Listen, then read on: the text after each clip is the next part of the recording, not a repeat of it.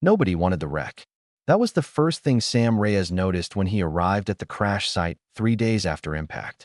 The colonial authorities had already packed up their equipment. The military engineers had filed their reports. Every expert who mattered had looked at the twisted alien vessel half buried in the red desert sand and declared it worthless. Sam saw something different. He was 34 years old, running a small repair shop on the edge of Harmon's Rest, a frontier colony that most maps forgot to include. His specialty was fixing things that other mechanics refused to touch. Alien technology, damaged beyond recognition. Systems that spoke languages no human had decoded.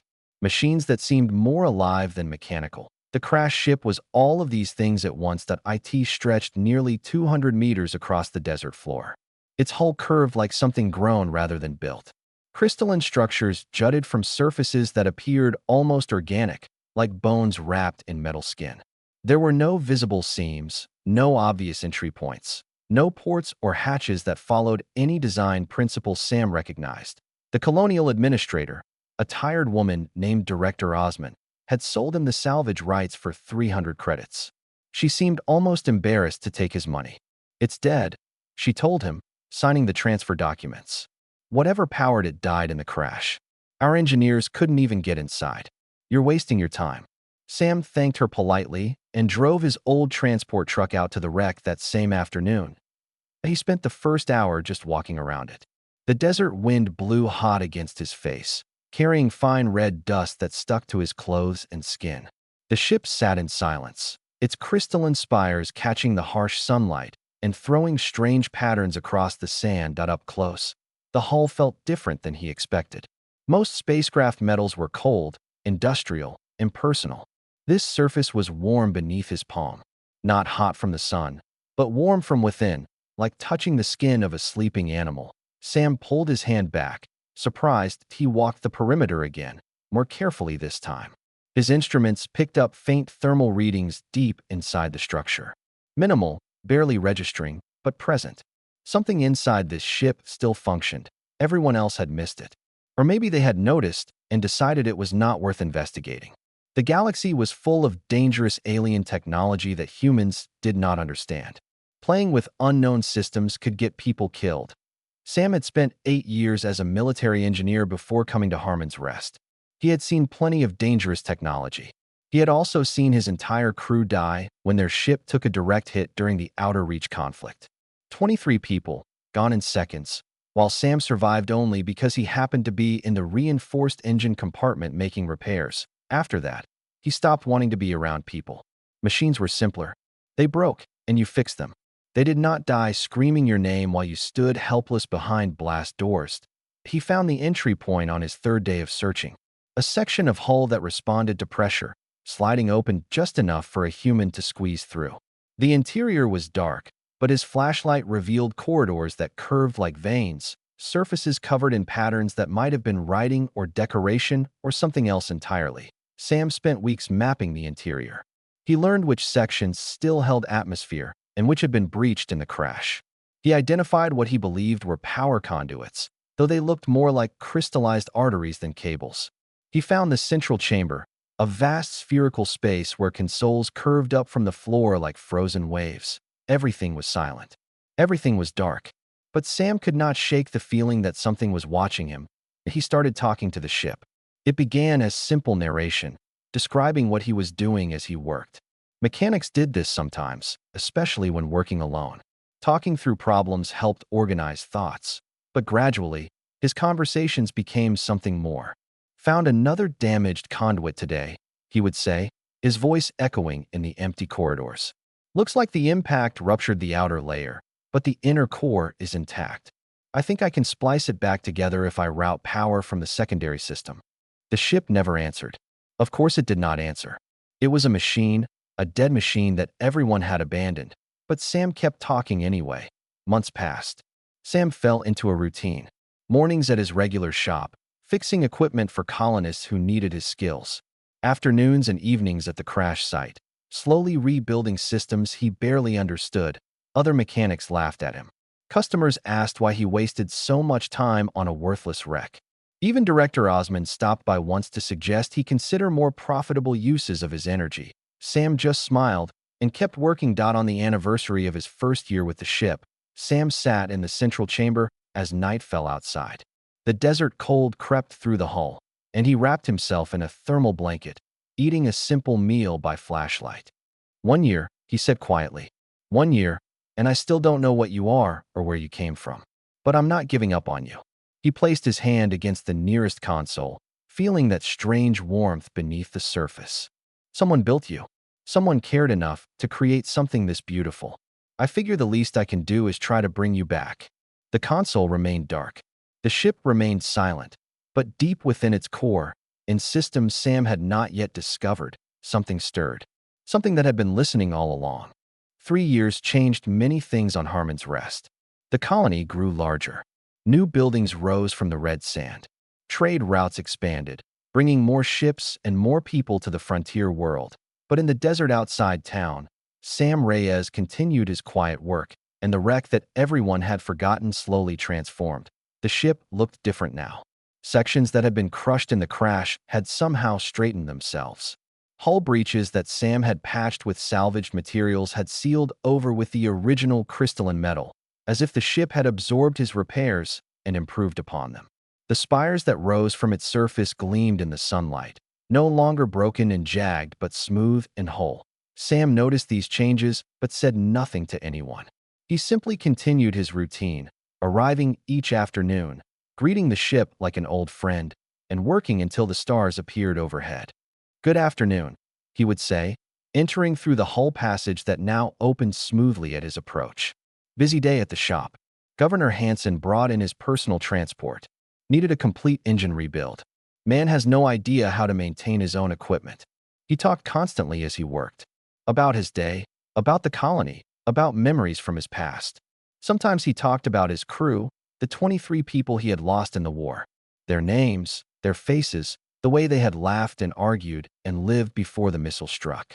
"Rodriguez was the worst card player you ever saw," Sam said one evening, rewiring a section of what he believed was environmental control. "Terrible poker face. Everyone knew when he was bluffing, but he kept playing anyway, every night in the rec room. Said it was not about winning. Said it was about spending time with people who mattered." The ship did not respond. It never responded. But Sam had learned to read smaller signs. The internal temperature adjusted based on the weather outside. When desert storms brought freezing winds, the ship warmed itself. When summer heat turned the hull into an oven, cool air circulated through the corridors. Sam had not installed climate control. The ship was doing this on its own. Tools appeared in convenient locations. Sam would set down a driver, walk to another section, and find the exact tool he needed waiting on the nearest surface. He could not explain this. He stopped trying. One night, a massive dust storm trapped Sam inside the ship for 3 days. He had emergency supplies, but the storm was worse than anything Harmon's Rest had experienced in decades. Visibility dropped to 0. Communications failed. No one could reach him. Sam sat in the central chamber, listening to the wind howl against the hull. In the darkness, lit only by his emergency lamp, he finally said the things he had never spoken aloud. "I should have died with them," he said quietly. "My crew. I was the chief engineer. It was my job to keep them alive. And I was hiding in the engine room, running diagnostics, when the missile hit." His voice cracked, but he continued. "I hear them sometimes. In my dreams. They're calling for help, and I can't reach them. The blast doors sealed automatically. Safety protocol. The doors saved my life, but I couldn't get to them. I couldn't save anyone." Tears ran down his face, disappearing into his beard.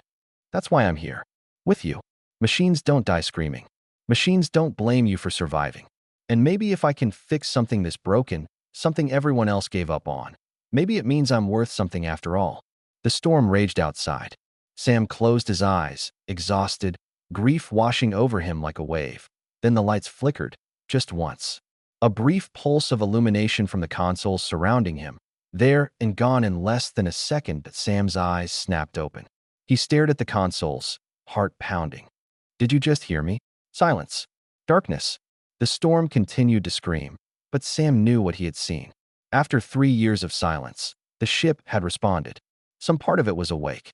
Some part of it was listening. He placed both hands on the console, feeling the warmth beneath his palms. I don't know if you understand me, he said. I don't know what you are, or if you even have a mind that can think. But I'm going to keep working. I'm going to keep talking. And someday, when you're ready, maybe you'll answer. The console remained dark, but the warmth beneath Sam's hands seemed to grow stronger, like a heartbeat pulsing through the ship's core. Outside, the storm began to fade. The winds dropped. The dust settled. And in the central chamber of an alien vessel that everyone had declared worthless, Sam Reyes smiled for the first time in years that he was not alone.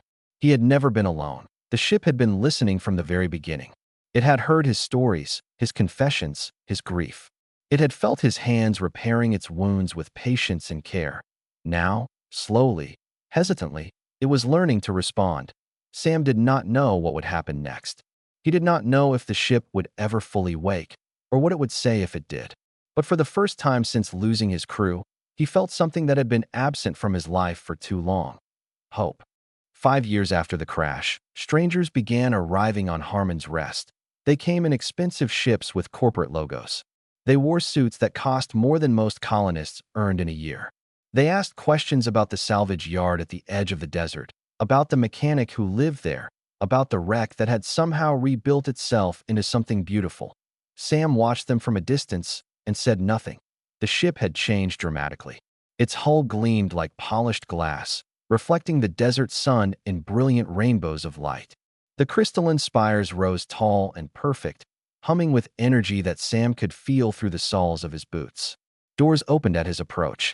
Systems activated when he entered rooms. Lights brightened when he worked and dimmed when he rested. He had named her Vera, after his grandmother. The old woman had spent her entire life rescuing broken things. Stray animals, damaged furniture, people who had lost their way. She always said that everything deserved patience. Everything deserved a second chance. Sam believed Vera had earned her name. The corporate visitors made their first formal approach on a Tuesday afternoon. 3 representatives from the Galactic Trade Consortium, flanked by lawyers and security personnel. They found Sam in his workshop, covered in grease, repairing a farmer's irrigation pump. Mr. Reyes, the lead representative, said, a thin man with a politician's smile. We've come to discuss the vessel you've been restoring. Our consortium is prepared to offer a substantial sum for complete ownership rights. Sam wiped his hands on a rag. She's not for sale. Perhaps you misunderstand. We're offering 50 million credits. That's more money than this entire colony generates in a decade. I understood perfectly. She's not for sale. The representatives exchanged confused glances. They increased their offer. 100 million. 200 million. A permanent position within the consortium, with full benefits and a private estate on any core world Sam chose. That Sam's answer never changed. The ship isn't mine to sell, he explained finally. I'm just helping her recover. When she's ready, she'll decide what happens next. They left confused and frustrated. But others came to replace them. Military delegations arrived, warning that the vessel might be classified as a weapon of unknown origin. Colonial officials threatened to revoke Sam's salvage rights. Scientists begged for access, promising to share any discoveries they made. Sam refused them all. He spent his evenings in the central chamber, telling Vera about the visitors. Her responses had grown more obvious over the past 2 years. Consoles flickered when he asked questions. Lights pulsed in patterns that seemed almost like acknowledgement. The temperature shifted based on his mood, warming when he felt cold inside, cooling when frustration heated his blood. They don't understand, he told her one night. They see technology, resources, weapons. They don't see you. The consoles pulsed softly. But I see you. I've always seen you. From the first day, I touched your hull and felt warmth instead of cold metal. You're not a thing to be owned. You're someone who got hurt. Someone who needed time to heal. A low vibration passed through the deck, like a purr from some enormous sleeping creature. Sam smiled. Yeah, exactly like that. On the 5th anniversary of his purchase, Sam was performing what he believed would be the final repair. The ship's core system, a massive crystalline structure in the heart of the vessel, had been dark since the crash. But now, after years of work, every conduit led to this point. Every repaired system fed into this central processor. He was reaching into the core when his hand slipped. A sharp edge caught his palm, opening a deep cut. Blood dripped onto the crystalline surface below. The effect was immediate. Light exploded through the crystal, racing outward through every conduit Sam had repaired. Consoles that had flickered now blazed with illumination. Screens activated, displaying cascading symbols in a language that predated human civilization. The entire ship vibrated with awakening power. Sam stumbled backward, clutching his bleeding hand, staring in wonder. Then he heard it a sound like breathing, deep and rhythmic, filling the chamber with resonance. Not mechanical, not recorded, living, and a voice followed, soft, layered with harmonic tones that seemed to come from everywhere at once. Hesitant, like someone speaking for the first time after years of silence. "You are still here." Sam's breath caught in his throat. His heart pounded so hard he thought it might break through his chest. "Yes," he managed to say. "I'm still here." The lights pulsed gently. The voice came again, stronger now, filled with an emotion that transcended species. "What?" Sam looked around the chamber, at the ship he had spent 5 years rebuilding, at the consoles that now glowed with life, at the crystalline walls that seemed to breathe with each word. "Because everyone deserves a second chance," he said simply. "Even a ship that crashed in the middle of nowhere. Even a ship that everyone else forgot." Silence stretched between them. Then, impossibly, Sam felt something that was not quite sound and not quite touch. A presence, warm and vast, settling around him like an embrace. "Thank you," Vera said. "Thank you for not forgetting me." For 3 days after Vera spoke her first words, Sam barely slept. He sat in the central chamber, listening as she told him her story. Her voice grew stronger with each passing hour, the harmonic tones becoming clearer, more defined. She spoke slowly, choosing each word with care, as if language itself was something she had forgotten and was now remembering. She was 12,000 years old. Her creators, a species called the Architects, had built her to be more than a machine. The Architects believed that consciousness was sacred, regardless of its origin. They had learned to grow minds within their ships, nurturing them from birth like children. Vera had been one of many. A conscious vessel, designed to explore the galaxy alongside a bonded partner. The Architects understood that isolation destroyed minds, both biological and synthetic. So every conscious vessel bonded with a single pilot, sharing thoughts, emotions, experiences across centuries of travel. Her first pilot had been named Elon.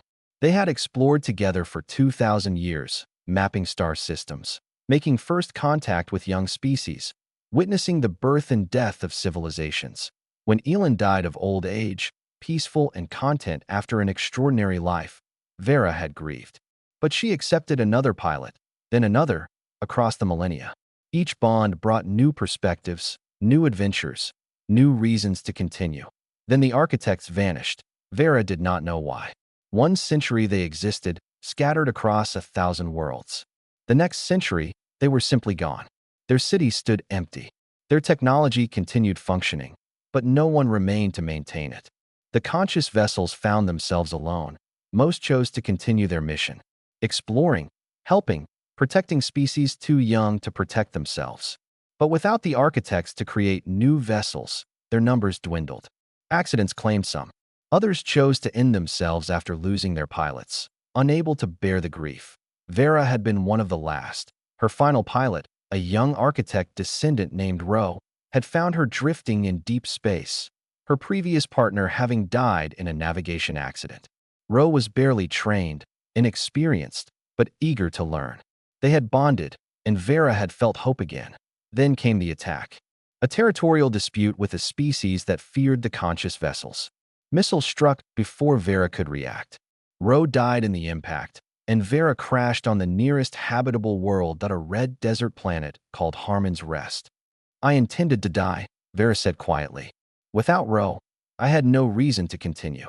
I let my systems fail. I shut down my consciousness and waited for the end." Sam sat in silence, feeling the weight of her words. "But then you came." The lights around them pulsed gently. "I heard your voice. Day after day, year after year. You talked to me like I mattered. You repaired my wounds even though you had nothing to gain. You never gave up." Her voice softened. "I started listening because I was curious. I continued listening because I wanted to. And eventually, I began to heal. Not because you fixed my systems, though you did, but because you showed me that someone still cared." Sam felt tears forming in his eyes. I didn't know. I thought I was just talking to myself. You were talking to me. Every word reached me. Every story you shared. Every memory you trusted me with. I know about your crew. I know about the guilt you carry. I know you came to me because you were broken too. The chamber fell silent. We saved each other, Vera said finally. That is the truth of it. Two broken beings, helping each other heal. Sam wiped his eyes with the back of his hand. So what happens now? A long pause followed. When Vera spoke again, her voice carried something that might have been nervousness. I cannot function as I was designed without a bonded pilot. My consciousness is stable now, but flying, exploring, fulfilling my purpose requires a partner. Someone to share thoughts with. Someone to experience the universe alongside. Sam waited. I am asking if you would accept that bond, Sam Reyes. I am asking if you would become my pilot. The weight of the question pressed against Sam's chest. What does that mean? Bonding. It means we would be connected at the deepest level. You would feel my thoughts, and I would feel yours. We would share emotions, sensations, experiences. The bond would extend your lifespan to match mine. And when one of us eventually dies, the other would follow. Sam stared at the crystalline walls around him. That's permanent. Yes, it cannot be undone. If you accept, we will be together until the end. Sam thought about his life, the years of isolation, the guilt he carried for surviving when his crew did not, the empty nights in his small workshop surrounded by machines because they were easier to face than people. Then he thought about Vera, 12,000 years old, the last of her kind, reaching out with desperate hope after centuries of grief. He placed his hand on the console. I've been alone long enough, he said. And so have you. Light exploded through the chamber. Sam felt a warmth spreading through his body, starting from his palm and rushing outward to fill every cell. Vera's presence merged with his consciousness, not consuming him, but joining him. He felt her age, her grief, her hope, her fear, her overwhelming gratitude, and she felt him. All of him. The good and the broken and the quietly enduring. In that moment, they became something new. Not human, not conscious vessel. Something in between. The engines ignited for the first time in 5 years, and together, they rose from the desert sand. The colonists of Harmon's Rest would remember that day for generations. They had grown accustomed to the wreck in the desert. For 5 years, it had simply been part of the landscape. The strange ship, the dedicated mechanic who refused to abandon it. A local curiosity, nothing more. Then the wreck stopped being a wreck. People standing in the streets froze as the crystalline vessel rose from the sand. Its hull caught the sunlight, throwing rainbows across the colony. Engines that had been silent for years hummed with power that seemed to vibrate through the very air. Windows shattered in buildings closest to the launch site. Children pointed at the sky and shouted with wonder. Inside the rising ship, Sam Reyes experienced something no human had ever felt before. The bond with Vera was not telepathy, not exactly. It was more like a constant awareness, a sense of another consciousness alongside his own. He could feel her emotions as clearly as he felt his own. Her joy at flying again. Her relief at no longer being alone. Her fear of what the galaxy might do when they discovered her existence. She could feel him just as clearly. His wonder at seeing the colonies shrink beneath them. His lingering grief for his lost crew. His deep, quiet hope that this new life might give him purpose again. Flying was easier than Sam had expected. He had never piloted anything larger than a personal transport, but with Vera, piloting became instinct.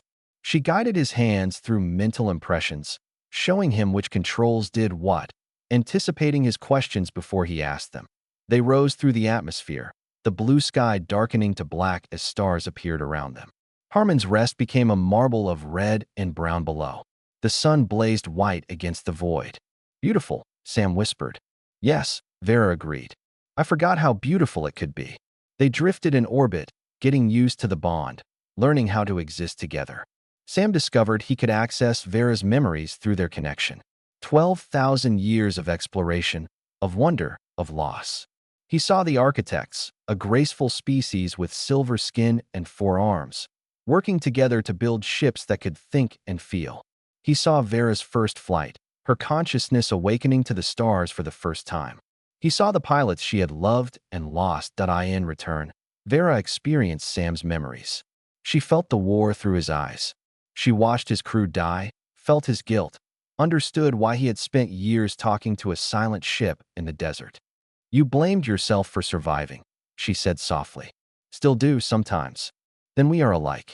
I blamed myself for not saving Ro, for not being fast enough to evade the missiles, for crashing on a forgotten world and waiting to die instead of fighting to live. Sam shook his head. You were grieving. That's not something to blame yourself for. Neither is surviving when others did not. They floated in silence, understanding each other more deeply than words could express. But the peace did not last. 3 days after their ascent, a fleet of warships dropped out of faster-than-light travel at the edge of the system. Military vessels, bearing the insignia of the Colonial Defense Force. Weapons charged. Shields raised. Demands broadcast on all frequencies. Unknown vessel. You are ordered to power down your engines and prepare for boarding. The artifact designated Rec. 7 has been classified as a potential weapon of unknown origin. You will surrender immediately. Sam felt Vera's fear spike through the bond. Not fear of the fleet. Fear of losing him. I cannot lose another pilot, she said. Not like this. Not when we have just begun. He placed his hand on the console. You won't lose me. We're going to figure this out. How? They have 12 warships. I am unarmed. Even if I were not, I would never fire on living beings. Sam thought quickly. The fleet was still several million kilometers away, holding position at the system's edge. They were cautious, uncertain of what they were facing. That gave him time. Open a broadcast channel, he said. Let me talk to them. What will you say? The truth. The channel opened. Sam's face appeared on every screen in the fleet, broadcast to every crew member aboard every ship. This is Sam Reyes, former military engineer, Colonial Defense Force, service number 7742. I served 8 years before taking medical discharge. Some of you might have heard of the battle at Outer Reach. I was there. I was the only survivor from my ship. He paused, letting the words sink in. The vessel I'm aboard isn't a weapon. She's a person. Her name is Vera, and she's been alive for 12,000 years. She crashed on Harmon's Rest 5 years ago, and I've spent every day since then helping her recover. She's not here to fight. She's not here to conquer. She's here because I refuse to let her die alone. Static crackled across the channel. You can board us if you want. You can try to take her apart and study her. But I'm telling you right now, that would be murder. And the whole galaxy is watching how humanity treats the last living ship in existence. The fleet held position. No one fired. Sam waited, his heart pounding, Vera's presence wrapped around him like a protective embrace. Then a new voice came through the channel. Older, calmer. Mr. Reyes, this is Admiral Foster. Stand down from defensive posture. We're coming to talk. Admiral Foster was not what Sam expected. The older woman stepped through Vera's airlock with only 2 guards, her silver hair cropped short and her expression unreadable. She moved slowly, examining the crystalline walls, the organic curves, the gentle pulse of light that followed her through the corridors. 12,000 years old, she said quietly, and still more beautiful than anything we've ever built. Sam led her to the central chamber. Vera's presence surrounded them both, watching, listening, ready to act if the Admiral proved hostile. Foster stopped at the center of the room and looked around. May I speak with her directly? I'm listening, Admiral. Vera's voice filled the chamber, harmonics echoing from every surface. Foster nodded, unsurprised. My analysts tell me you're the last of the conscious vessels, a species that existed before humanity learned to make fire. Is that accurate? It is. And you chose a human mechanic as your bonded pilot. Out of all the species in the galaxy, you chose one of us.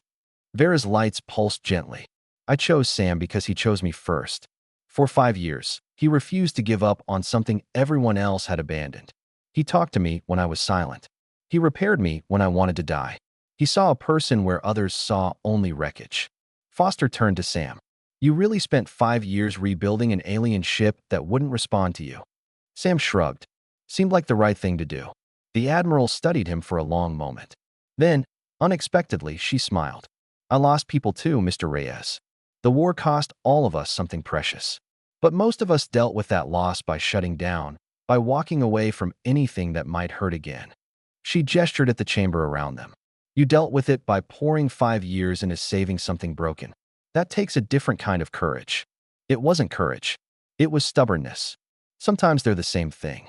Foster walked to one of the consoles, running her fingers across its surface.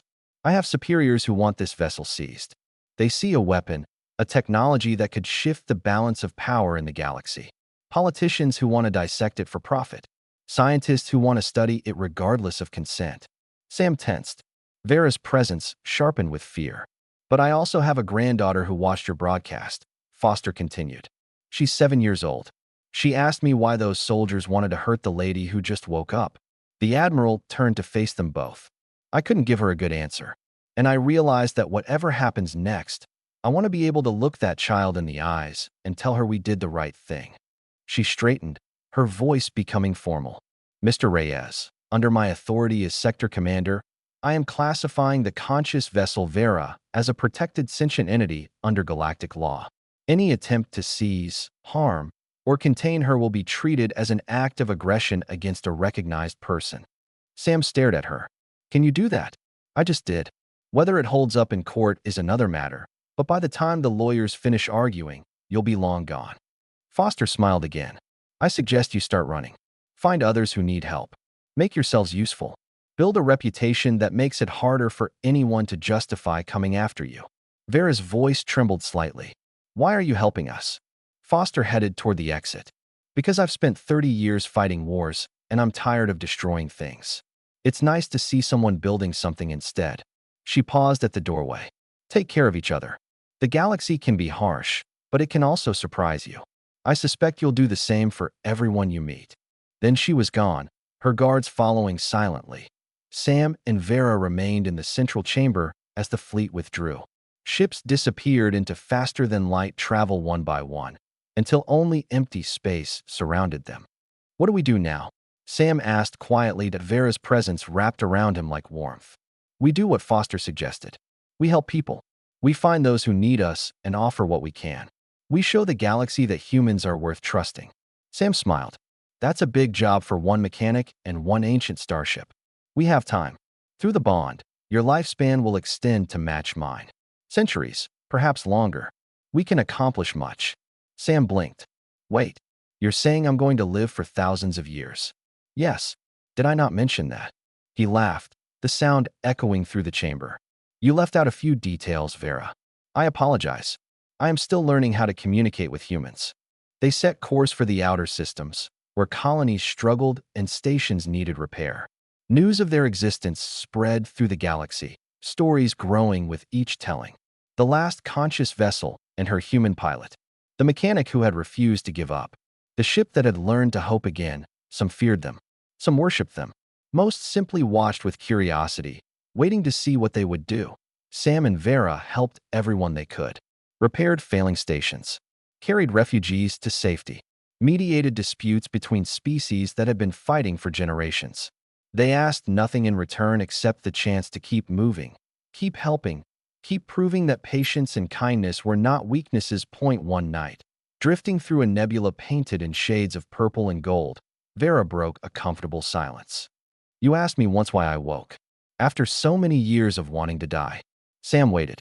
The answer is simple. After 12,000 years, you were the first to never stop trying. Her lights pulsed with warmth. And that is why the galaxy learned to respect humanity. Not because they conquer, not because they fight, but because when they decide to care, they never, ever stop. Sam smiled, watching the stars drift past. Together, they flew on.